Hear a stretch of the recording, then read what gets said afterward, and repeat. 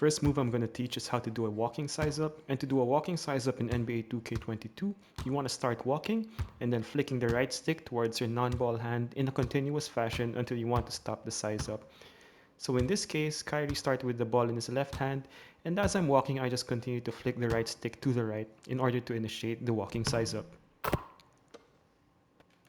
The next move is the retreating size up, which is the opposite of the walking size up. So just by walking backwards, press L2 once, and you don't have to do anything else except walk backwards. It will initiate the retreating size up, and it basically stops when you want to by initiating any additional move. So these next set of moves are your more advanced moves, and in order to do them, we need to build off of how to do your escape dribble crossovers. So escape dribble crossovers are done by holding R2 and flicking the right stick up and to the left or up and to the right to do your escape dribble crossovers, to the left or to the right to do your between the legs cross, down and to the left and down and to the right in order to do your escape dribble behind the backs. So your escape dribbles are typically thought to be done from a stationary position, but one of the best hidden moves in the game is you can actually execute your escape dribble crossovers while moving.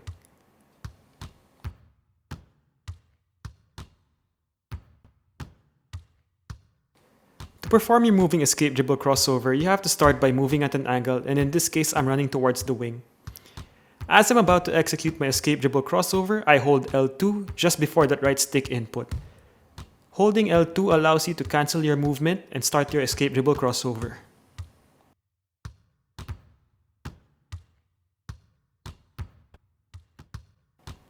And as with any setup move, this can be combined with your other crossovers to create more devastating combinations to create your shot and create some space.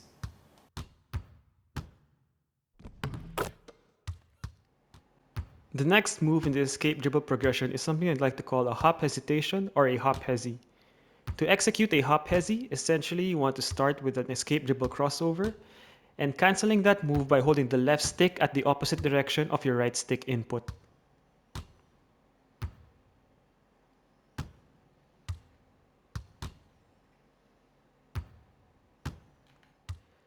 So let's break that down step by step using a specific move. In this case, with the ball in my right hand, I'll be executing an escape dribble behind the back crossover by flicking the right stick down and to the left. Immediately as that animation starts, you want to be holding the left stick away from your right stick input, in this case, holding the left stick towards the right, or the direction of the hop.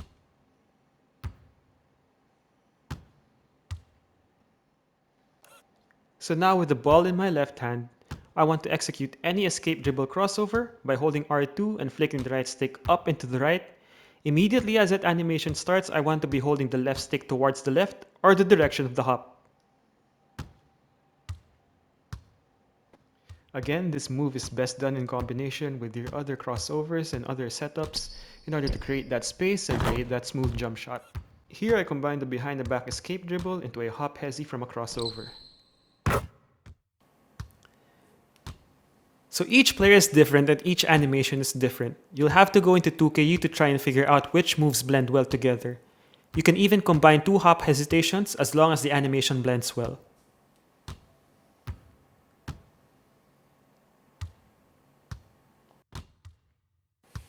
A returning move in NBA 2K22 is the ability to cancel out of step back jump shots, essentially by letting go of the right stick as you initiate a step back jumper. Not only does this act as a pump fake, but you can also explode into a crossover. So try and be creative and combine this with your other dribble setups. The last set of moves I want to teach is built on the post game, and it's executing a post spin into a snatch back.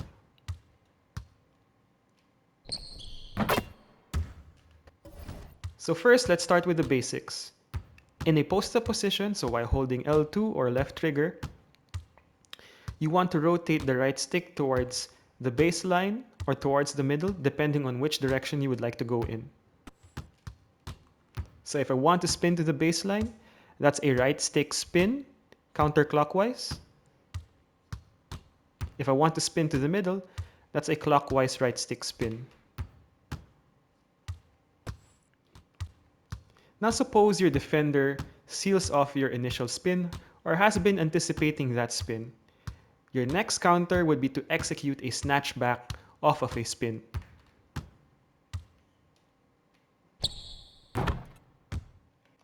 As you can see here, I spin towards the baseline but I execute a snatch back, and that move creates a lot of space, allowing Kobe to hit the jump shot.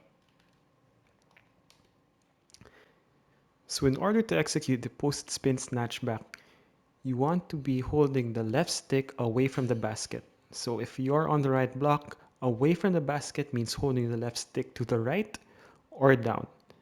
So in this case, I'll spin baseline by rotating the right stick counterclockwise, and as I rotate the stick, I'm holding the left stick to the right. That gives you the post spin snatch back. Again, rotate counterclockwise, holding the left stick to the right, gives you a post spin snatch back, which creates a lot of space. That's a deadly move to set up your mid-range jump shot. Now on the left side of the block, you spin by rotating the right stick clockwise, and as you spin clockwise, you hold the left stick away from the basket, holding the left stick to the left in order to execute your post spin snatch back. Again, rotate the stick clockwise and hold the left stick to the left. That gives you your post spin snatch back. You can also execute the post spin snatch back if you're spinning towards the middle. Again, just make sure you're holding the left stick away from the basket, and in this case that's pointed towards the left.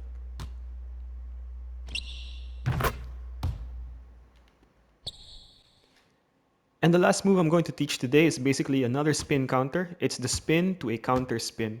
And in order to execute this, instead of holding the left stick away from the basket or pointed towards the baseline, you now want to hold the left stick towards the middle. So in this case, on the right side of the court, you want to hold the left stick to the left as you are rotating the right stick counterclockwise. This gives you options to drive into the middle, step back for a fadeaway, or even pull up for a jump shot. It's an effective move if your defender is able to stonewall you in your first spin. You spin away for a counter, and you're able to attack the basket or shoot that fadeaway jump shot. Now on the left side of the court, you want to hold the left stick to the right as you are rotating the right stick clockwise.